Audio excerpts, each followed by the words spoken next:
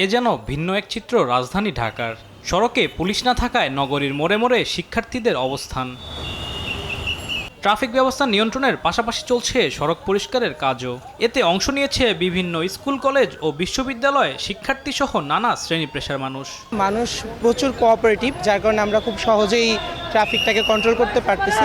শিক্ষার্থীদের ট্রাফিক ব্যবস্থা নিয়ন্ত্রণে সড়কে ফিরেছে শৃঙ্খলা। কোথাও চোখে পড়ছে না রাজধানী ঢাকার সেই চিরচেনা যানজট। যারা হেলমেট ইউজ করতেছে না তাদেরকে 5-10 মিনিট করে সাইডে রাখে, তাদের এই শাস্তিটা দেওয়া হচ্ছে যাতে পরবর্তীতে তারা এই জিনিসটা মাথায় রাখে। সিগন্যাল ছাড়ার পূর্বেই বাসের গেটে উঠে যাচ্ছি এবং নির্ধারিত স্থানে পৌঁছানোর আগ পর্যন্ত বাসকে থামতে দিচ্ছি না।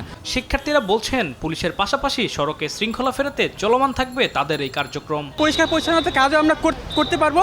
আমরা ইনশাল্লাহ আমরা কলমে ধরতে পারবো, আমরা ঝাড়ু ধরতে পারবো, আমরা ইনশাল্লাহ দেশও চালাতে পারবো। পুলিশ নামার পরে যদি তারা তাদের দায়িত্বটা সঠিকভাবে পালন করে, সেক্ষেত্রে আমাদের আসলে নামার প্রয়োজন নেই। তখন আমরা আমাদের নিজেদের কাজে মনোযোগ দিতে পারবো। শিক্ষার্থীদের কাজে খুশি নানা শ্রেণী পেশার মানুষ।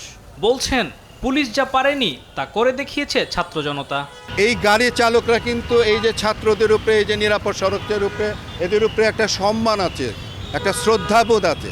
সেটার জন্যই কিন্তু তারা তাদের কথাগুলো মেনে চলছে। কিন্তু তাদের প্রতি কেন শ্রদ্ধাবোধ নাই? কারণ এই যে 2 পয়েন্টস বামের দিকে বামে নিচ্ছে, সোজা যেগুলো সোজা যাবে এগুলো সোজা পাঠাচ্ছে এবং খুব শৃঙ্খলাভাবে এরা ট্রাফিকের নিয়ন্ত্রণ করতেছে। পুলিশ ব্যর্থতা, ছাত্র সমাজ খুব আমাদের জন্য আগে বাড়িয়ে নিয়েছে, আমরা খুব খুশি, লাখবার খুশি।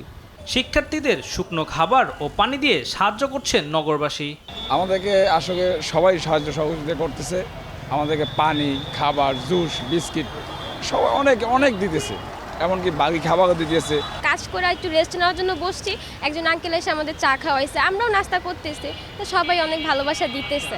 আলিমুজ্জামান সাফওয়ান, দেশ টিভি, ঢাকা।